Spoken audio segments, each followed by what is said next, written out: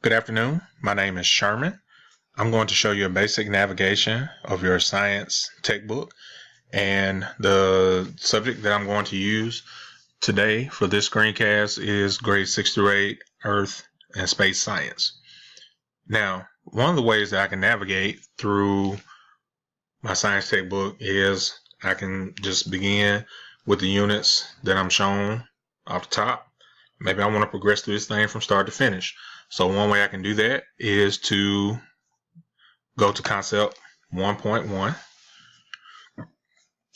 and you'll see here the 5E model: engage, explore, explain, elaborate, with STEM, and evaluate. You'll notice with the different concepts and units that we look through in this screencast that they will all have the 5E model.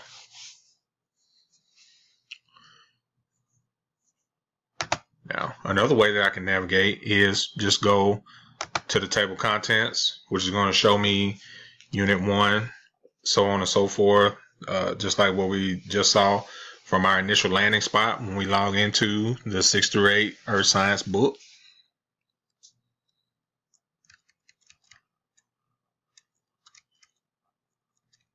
Another thing I can do here is go to standards. Let's say I know that I want to teach systems, and I drill down into my standards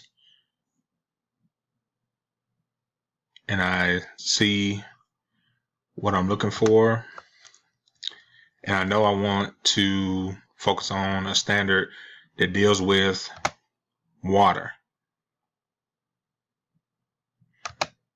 And let's say we want to look at the water cycle, and I've gone through my standards and I've located energy transfer in the water cycle, and I can go straight to that in that way because we're not married to a linear process. I can work through my school's curriculum and search and find materials to support whatever it is I'm trying to teach, and so I can go by standard as I've shown you, and you see our 5E model here. I can also go back and look in my table of contents, and I can search by keyword. Let's say I know I want to teach climate change. This is interactive. It's going to show me concepts that go along with climate change, which is my search topic. So I go in here. Again, we see the 5E model.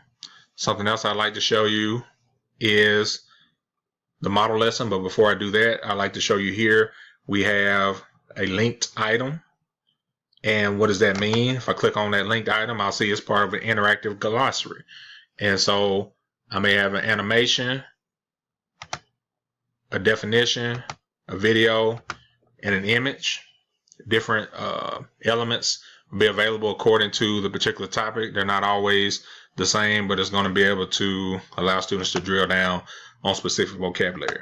If we look at our model lesson, a model lesson is great because it shows you as a teacher what you need to do in order to, execute this lesson the way that you would want to execute it. And so it's going to start with your standards overview here. You can see that. You can see your 5E process. It gives you a time frame for each component of it. You'll be able to look through that. What do I need to do as a teacher to prepare to execute this lesson? Details about what you need to do. Hands-on materials. What exactly will I need to bring to the table to execute this lesson with students? And then the last component here is assignments and resources. And so if I click on an assessment, these things are already built out. They're available. We don't have to recreate the wheel. Got a constructed response here, and I can go through that. The other thing is, what if it's just an assignment that I want to do? All right, we got our essential questions, directions, things of that nature. So I've given you your basic navigation of the science textbook, looking at these components of accessing it, navigating it, as well as your interactive glossary. Thank you.